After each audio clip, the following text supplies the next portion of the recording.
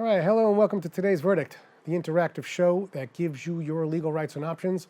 I'm your host and trial attorney, David Lesch. Well, today's Verdict is always encouraging you to stay connected. Make sure to tweet me at David Lesch and hashtag Ask Today's Verdict if you have a question. And check us out at bronxnet.tv. New York City is at the forefront of wave about fossil fuels. Here to tell us more, we have Councilmember Carmen de la Rosa. Carmen, welcome to the set. Thank you so much. Thanks for having me. It's nice, isn't it? It's nice. All right, let's get right into climate control and a little bit about Local Law 97. What exactly is Local Law 97? So Local Law 97 was actually passed in 2019 by the previous city council that I was not a part of. Okay. But it's a law that while that council was passing it, I supported as a state legislator. And really what it talks about is the climate crisis. And there's a lot of opinions about the climate crisis, but one thing that I think most people agree on is that we have to move towards a more sustainable model for our city. I mean, if many people know like what's happened in our city with Hurricane Sandy, with the flooding, we've had flash floods. Last summer, I represent Northern Manhattan. My community had flash flooding for days on end.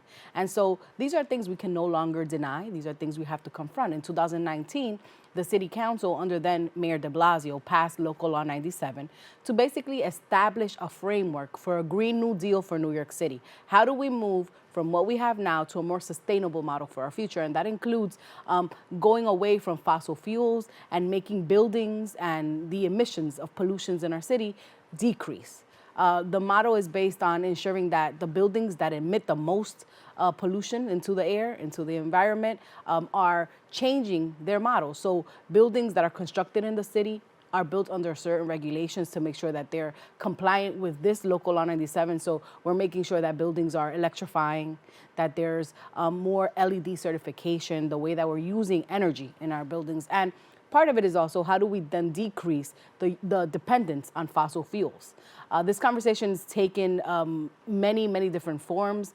The latest one is this conversation about how do we make sure that in this new council, we're strengthening Local Law 97 so that we can meet the targeted goals. And what the goals, some of the goals are, is that 60% of the buildings that are emitting the most pollution into the air, that are most dependent on fossil fuel, are buildings right here in our city. And we need to make sure that those buildings are curbing. And so they're changing their boilers, they're changing the systems within the building to make sure that they are decreasing the pollution that they're emitting. Well, what if the building was built a long time ago, let's say in like the 1920s or the 1930s? Mm-hmm. Will they still be required to change? Eventually, right? And so there's a plan. So 2/3 of the emissions that are being put out in the air are being put out by 60% of buildings in New York City. And some of those highest emitting buildings have to meet a goal by 2024.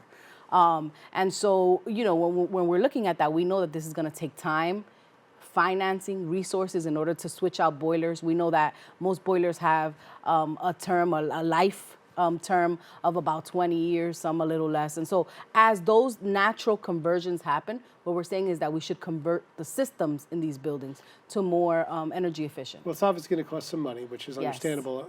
Pushback is coming from the landlords, from what I understand. Yes. What have you been hearing from the other side? So, you know, there is a cost associated, right? Every time you're going to make sure that a building is meeting these regulations, there's going to be a cost. The new boiler costs money. Being more energy efficient, there's a conversation happening right now about gas stoves versus electric stoves. Yeah, we've had guests on before from state legislators have been on here, assembly members have been on, and we've been discussing the gas stoves. My own building in Manhattan is debating constantly as to whether or not we should be converting to gas stoves. Everybody, what are your thoughts on gas stoves? I think that eventually, if we want to make sure that we have a healthy city, that we are moving away and depending on these fossil fuels, we will have to make those sacrifices, right, of converting from gas stoves to now more modern electric. When you visit a modern home anywhere, most stoves are electric now. Yeah. And so it's going to be a culture shift. And I think that people are really clashing over that shift. But also there's an economic issue, right? And so one of the things that folks should know is like rent stabilized buildings, sixth floor walk-ups, which are traditional buildings in our city, don't have to meet these stringent goals right away. And also, we're trying not to burden tenants with the, major capital improvements that this will take in order to fund the changing from these boilers. And so there is a plan. The buildings that are emitting the most pollution, they have to meet certain requirements by 2024, and then the other 80% have to meet the requirement by 2030. What if they don't meet the requirements by 2024? Then there could be fines levied against these buildings, and that is where we're seeing some pushback from the real estate industry, right? Because they already feel the burden of paying higher taxes in the city, and then also now the fear of fines. But the way that we see it, and the way that climate advocates are talking about this, is that if we are to preserve our city, remember, we are a city surrounded by water. If we are to preserve our city, we have to take big sacrifices now. And so the administration, the Adams administration, is now working on what those regulations look like, what the parameters look like, what are some of the concessions that will happen as these regulations are created. And so that is the conversation that's happening in the city council. Tell us more that's going on in your district. What else have you been doing? Yeah.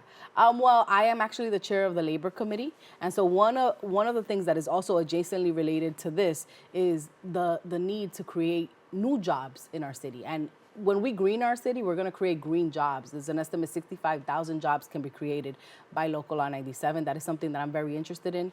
In my own district, we've been battling high unemployment levels post-pandemic, the recovery of our city post-pandemic. Has it come back or not really? It hasn't fully come back. So we partnered with the Adams administration just last month to bring a hiring hall. Many of our city agencies are seeing high vacancy rates. And so we want to make sure that New Yorkers who are qualified are wanting to get into civil service, getting into public service. And so we had a big career fair in one of our schools. 3,000 people attended. Hundreds of job offers were made on the spot. And my community, Northern Manhattan, just south of here, is a community that has always been a working class community. We are dealing with many of the same issues that we're dealing in the Bronx.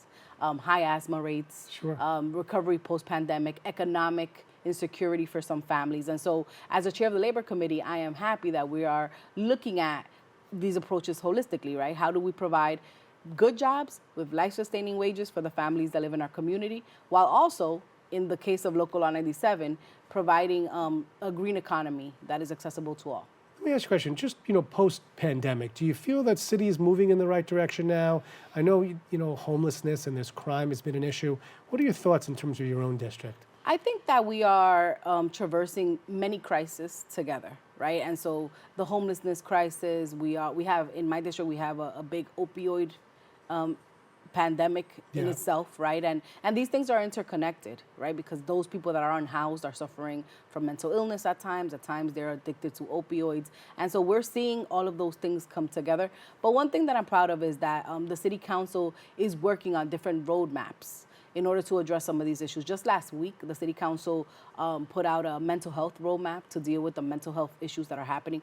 Post-pandemic, these issues have been exacerbated. Yeah, I mean, the virus has really affected so many people in mental health-wise. Absolutely, and think about the isolation. The isolation, right? Just the change in life. Yes. It's been very difficult for most people, and I think mental health awareness is so important. It's so important. We have a great mental health chair in the city council, but I'm an optimist. So I believe that our best days are still to come, and I think we just have to continue to work together. But we're going to leave it there with your optimism. Thank you. Hopefully you'll come back and give us a visit soon. I will.